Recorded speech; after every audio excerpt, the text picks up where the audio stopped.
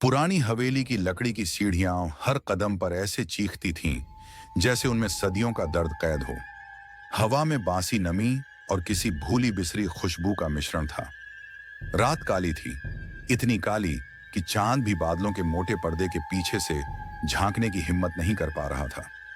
किसी गहरे सन्नाटे में डूबी इस हवेली के सामने खड़ा अजय एक पल को खुद भी अपने फैसले पर पछताया, लेकिन अब देर हो चुकी थी।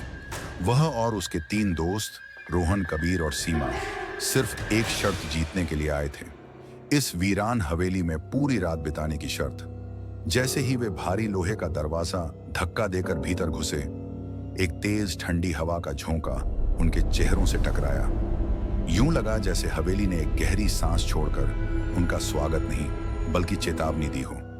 अंदर हॉल में अंधेरा इतना था कि टॉर्च की रोशनी भी धुंधली पड़ रही थी।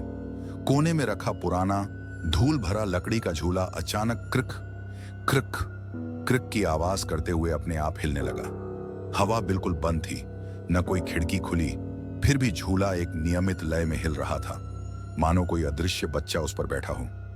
अजय की सांसें तेज होने लगीं। उसे साफ महसूस हुआ कि वे अकेले नहीं थे, कोई था, कोई बहुत करीब। सीमा ने घबराकर कहा, चलो वापस चलते हैं, ये जगह ठीक नहीं लग रही।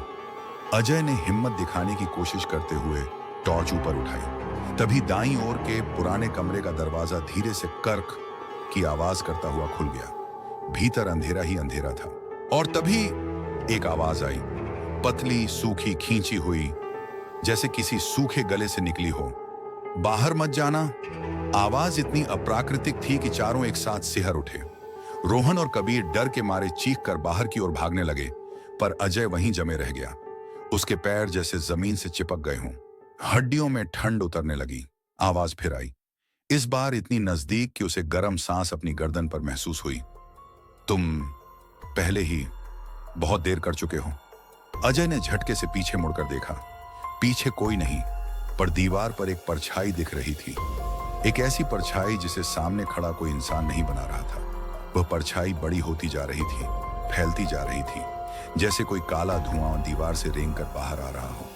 अजय डर से कांप गया।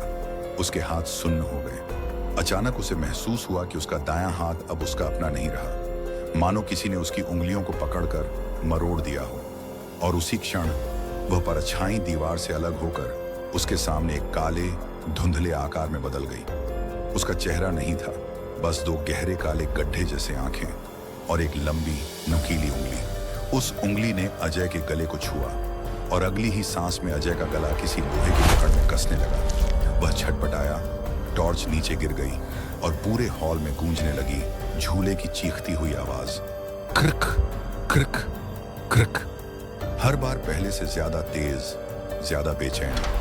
अजय की आखिरी याद वही थी, झूले की चीख, दीवार पर फैलती परछाई और अपने धड़कते दिल की आवाज जो अचानक रुक गई। अगली सुबह जब हवेली का चौकीदार आया तो मुख्य दरवाजा आधा खुला मिला। उस रात तेज आंधी तूफान आया था, पर हवेली के अंदर कुछ भी हलचल का निशान नहीं था, सिवाय एक चीज के। दहलीज पर पड़ी थी अजय की टॉर्च, टूटी हुई और अब भी जलती बुझती।